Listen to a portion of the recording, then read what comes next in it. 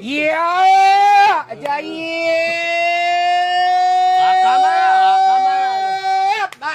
Nimido. Peleknek gerisi, şemanlarının gerisi.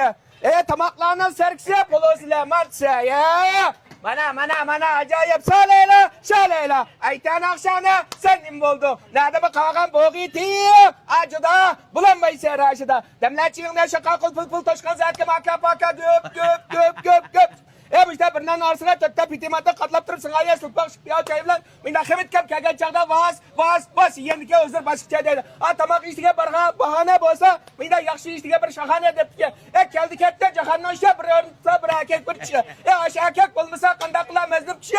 Müşti membak bulmasa kandakla her kişiye deptike. Bağıva bostanlarıydı çöl bayağı yakşı. Anda okşumagallarıydı manda okşuma yaktıydı. Kavrun kavdişan kendi bişan çişan tartışan oğdişan. Yangının kavdişan atan bakkandan dadan bakkandan bağda bakkandan. Tağda bakkandan koçka baklandan küncüründen konakta bu adaptırı bakkandan. Mana zorluğundan zorluğa sıklandan orava ölçükte torava. Maşinamdan orava saat 7 yerim oldu kömrüm beklerim oldu. Kulağım kolaştı gözüm tolaştı avazım kıkraydı. Gel çıkraydı dedi Allah. Bana bir şey bakmaz. Bana. Ey, ekilonu kula. İşçiğini bir yeni şahı mı ya? Domet diyor. Ya ben ünanına hasiydi. Vallahi ya Seni gelmişler kollap kepsler. Hoş bulduk. Rahmet. Rahmet.